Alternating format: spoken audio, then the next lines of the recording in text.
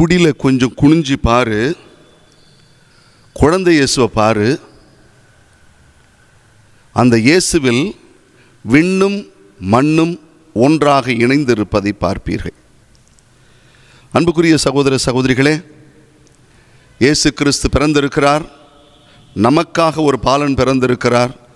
இம்மானுவேலாக இருக்கிறார். நம்மோடு வாழ்ந்து கொண்டிருக்கிறார். இந்த கிறிஸ்து பிறப்பினுடைய பெருவிழாவில் காஸ்பல் ஹீலிங் மினிஸ்ட்ரி வழியாக உங்களோடு இந்த செய்தியை பகிர்ந்து கொள்வதில் மிக்க மகிழ்ச்சி அடைகிறேன். உள அமைதியிலிருந்து உலக அமைதி வரை இன்று நிலைத்திருக்க வேண்டுமென்றால் அது இறைமகன் இயேசு கிறிஸ்துவனுடைய பிறப்பில் வந்திருக்கிறது. இன்று அருட்தந்தை இயேசு கருணாநிதியின் அருட்தந்தை ஒரு செய்தியை கொடுத்தது படித்தேன். ரொம்ப மகிழ்ச்சியாக இருந்தது. அந்த நிகழ்ச்சியை அப்படியே சுருக்கமாக உங்களுக்கு காண்பித்து சொல்ல ஆசைப்படுகிறேன். என்னென்னா, வீட்டில் காலிங் பெல் அடிக்கிறாங்க. காலிங் பெல் அடித்த உடனே வீட்டுக்குள்ளே இருக்கிற ஒரு அம்மா ஒரு கப் அண்ட் டீ சாசர் எடுத்துக்கிட்டு குளூரில் உட்காந்துட்டு குடிச்சிக்கிட்டு இருக்கிறதுக்கு உட்காடுறாங்க. அந்த நேரத்தில் காலிங் பெல் அடிக்குது. போய் திறக்கிறாங்க. 2 குழந்தைங்க வர்றாங்க. 2 குழந்தைங்க வந்த உடனே இவங்க பார்த்து கேட்குறாங்க, என்னம்மா வேணும்?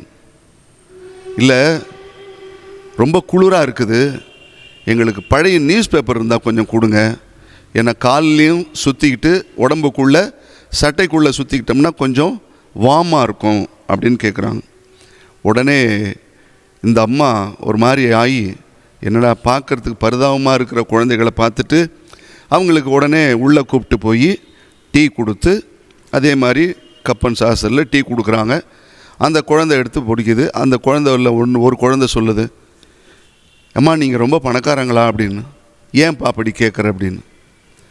உடனே அந்த அம்மா அந்த பையன் அந்த குழந்தை ஒன்று சொல்லுது, இல்லை பணக்காரன்தான் மேட்சாக கப்பன் சாசர் வச்சுருப்பாங்க அப்படின்னு சொல்லி எங்கள் அம்மா சொல்லியிருக்காங்க அப்படின்னு.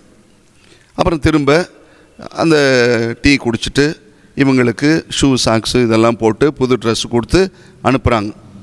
குழந்தைங்கள் போயிடுச்சு. இவங்க கதவை தாப்பா போட்டுட்டு உள்ளே வராங்க. வந்த உடனே சோஃபா செட்டுக்கு பக்கத்தில் போய் பார்க்குறாங்க. அந்த குழந்தைங்க அங்கே உட்காந்துருந்ததில் அந்த காலில் ஏற்கனவே பேப்பர் சுற்றி அந்த குளிருக்காக நசன்னு ஈரமாகி அந்த இடத்துல அந்த நியூஸ் பேப்பரோடு அப்படியே அமுங்கி அந்த தடம் அப்படியே இருந்திருக்கு.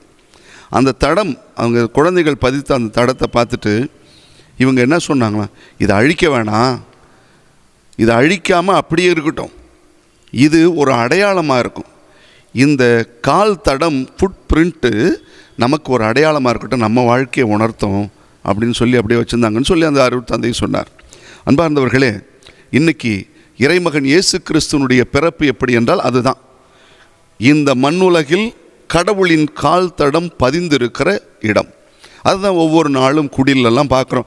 உலகம் முழுக்க இன்றைக்கி கோடான கோடி குடில்கள் இருக்கிறது. அத்தனை குடில்களிலும் இறைமகன் இயேசு கிறிஸ்து தன்னுடைய கால் தடத்தை பதித்திருக்கிறார். அதனால தான் தொடக்கத்தில் சொன்னேன், குடில கொஞ்சம் குனிஞ்சு பாரு, உள்ள இயேசு கிறிஸ்து இருப்பார். விண்ணகம் மண்ணகத்தில் வந்தது அங்கு தான் இருக்கிறது என்று. அதனால தான் புனித அகஸ்தீனார் சொல்லும் பொழுது சொன்னார், முடிவில்லாதது பிறந்துள்ளது என்ற 2 வார்த்தையில் சொல்வார். முடிவில்லாதது பிறந்துள்ளது. இந்த உலகத்தில் காலத்திற்கும் நேரத்திற்கும் எல்லாவற்றிற்கும் கடந்து சென்ற இறைமகன் இயேசு கிறிஸ்து தான் இந்த மனு உருவாக பிறந்திருக்கிறார். முடிவில்லாத இறைவன் இன்று கால சூழலில் நம்மோடு பிறந்திருக்கிறார். அப்படி என்றால் நன்றாக பாருங்கள், இந்த உலகத்திற்கு மாபெரும் அடையாளம் யார்? அதுதான் குழந்தை இயேசு கிறிஸ்து. குழந்தை இயேசு கிறிஸ்துவை நீங்கள் எல்லா இடத்துலையும் பாருங்கள். விவிலியம் நமக்கு தெளிவாக சொல்கிறது. எல்லா இடத்திலும் இரவு லூக்கா நற்செய்தி 2வது அதிகாரத்தில் நீங்கள் அந்த நற்செய்தியை படிக்கும் பொழுது அதில் வேறு எதுவும் அடையாளம் இல்லை. வச்சுருக்க டெக்கரேஷனா இல்லை, மற்ற இருக்கிற எல்லா பொருட்கள் மற்ற அலங்காரங்களாக இல்லை. யார் அடையாளம்? அந்த குழந்தை இயேசுவும், தீவன தொட்டியில் இருக்கிற அந்த குழந்தை இயேசுவும், தாய் மரியாவும், யோசேப்பும், இவர்கள்தான் அடையாளம். அன்புக்குரியவர்களே, நம் வாழ்வின் அடையாளம் எது? நம் ஆண்டவர் இயேசு கிறிஸ்து. அந்த இயேசு கிறிஸ்துவை நீங்கள் பற்றி கொள்ளுங்கள். அந்த குழந்தையை பாருங்கள். அந்த குழந்தையை பார்த்து கொண்டால் நீங்கள் வாழ்வில் என்று மகிழ்ந்திருப்பீர்கள். பட்டோ பருத்தியோ கந்தலோ கிழிச்சலோ நீங்கள் உடம்பை முடிக்கிறதுக்கு பயன்படுத்திங்க. ஆனால் உங்கள் உள்ளம் என்றும் அமைதியில் இருக்க வேண்டிக் கொள்ளுங்கள். குழந்தை இயேசு உங்கள் உள்ளத்தில் பிறக்கட்டும். உங்கள் ஒவ்வொருடைய வாழ்விலும் அந்த அமைதி செழித்தோங்கும். அவர் கொண்டு வந்த மகிழ்ச்சி உங்களுக்கு செழித்தோகும்.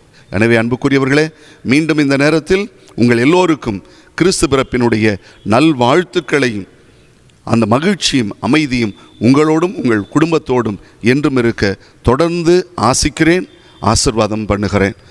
Happy Christmas.